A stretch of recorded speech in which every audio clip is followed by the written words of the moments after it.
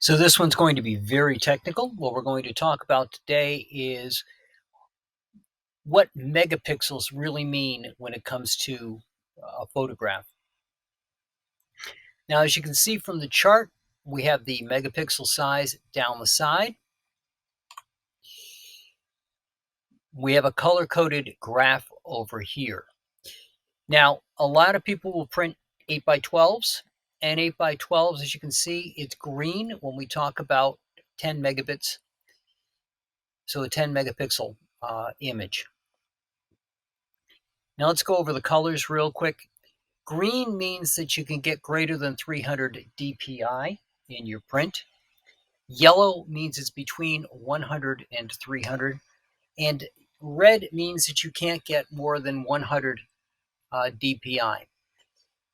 As a rule of thumb, you don't want to create an image that has less than 200 dpi in the image. Now these are dots per inch. And that's where the print head actually drops a dot for every inch. So you want 200 of them within an inch to get high fidelity and get good quality in the image that you're printing. Now I print big. So a lot of my stuff is in the 30 by 40 category. And as you can see, that gets a little dicey. It's okay, but it's a little on the dicey side. It's in the yellows. It's about the 200 dpi, which gets smaller as we go up in size. But a 60 megapixel image would be much better than a 12 megapixel image at 30 by 40. I use a Canon R5. I'm in the 45 megapixel realm. So for me, this is pretty good. I can all the way up to a 50 by 70 and get a little bit on the tougher side. That is, it's a little less DPI-ish than we would have in here, but it's still within acceptable. It's yellow, so it's still acceptable in yellow. Now, I did a video where I talked about the 400 megapixel capability of the Canon R5. And as you can see, at 400, it's green all the way up to a 50 by 70. So you're talking about an image that's greater than 2 feet on one side and almost 6 feet on the other. So a 2 by 6 foot photograph print. So the reason megapixels matter is it depends on what you're going to be doing. So 45 megapixel up to 16 by 24, you're in the 300, you're greater than 300 dpi. It's gorgeous. And you can go way up with that. A lot of camera phones will keep you in this range and not so great, as you can see, when you want to go higher.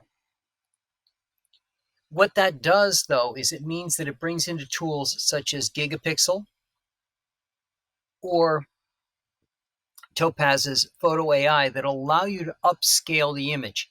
Now you're losing detail because it's trying to figure out what it would take to give you an image of that size. Because remember, while we're talking megapixels, this is a number of pixels by a number of pixels. So we've got a single number here, but we're actually starting out with a double number. Just like the print size, 8 by 12, it's an 8 and a 12. The pixels will be the same way. So you're starting off with a fixed size image. And by using these scaling programs, you can make it a little bit more. But again, not having those megapixels, not having that detail to begin with, it's hard for it to scale up and still keep that level of detail. It may still look good, but it wouldn't look as good as if it was actually shot in that megapixel resolution. Now, where else does this come into play. When we take an image, like at an event, and that image is taken from a distance, we may want to crop the image. That is, there's material around the core of what we want that we are going to get rid of. The higher the megapixels, the more of that you can get rid of and still maintain a good image. But as you do that, remember that you're cutting back on megapixels. So if you started out with a 45 megapixel picture and you take away enough that it becomes a 32 megapixel, now you're looking at what we could do here, and you're limited. You can't go really big with it. As we move up, if you were to cut half of it, if you were to say that you were so far away that you needed to expand that image to twice its original size, you're actually cutting the megapixels in half. By doing that, you've now gotten rid of the 40 by 60, and you'll notice that we're starting to get a little bit tougher on these other images. It's more difficult to get the same detail with those images. And if you were to take that 22 and move it up to a 45, even though your X and Y sizes would increase, you've lost detail because there's no way for the program to accurately know what would have been in those spaces. So take, for example, where I'm taking a photograph of a group of reenactors. I want to be as close as possible so I don't run into this issue, because reenactors spend an incredible amount of time making sure that their uniforms look accurate. Just like any of the cosplayers that you see out there that spend hours and hours on their outfits, a reenactor will either create their own or find somebody who knows how to create that uniform for them. They will then use that uniform, and you want to make sure that every piece of that detail is captured. If I'm too far away, I will lose that detail simply because I'm not close enough to see it. That's when you start getting into zoom lenses, if you can't physically get closer to the action.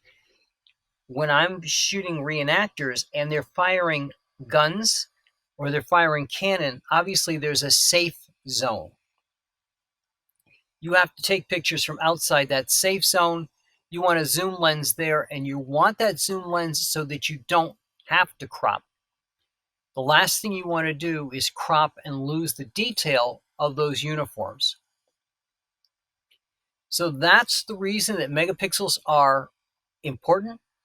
That's the reason that you want to have a good lens when you take these pictures, and you have the appropriate lens when you take these pictures. You're not going to go out and take everything with a 50 millimeter lens. Those are great for doing portraits, but they aren't great for events and a lot of other things that you might be doing when you're out in the field. So that's what I've got for you on the technical aspects for this week. On Thursday, I'll go over this from the user's perspective, the client, what this means to a client, and why it's important from their take.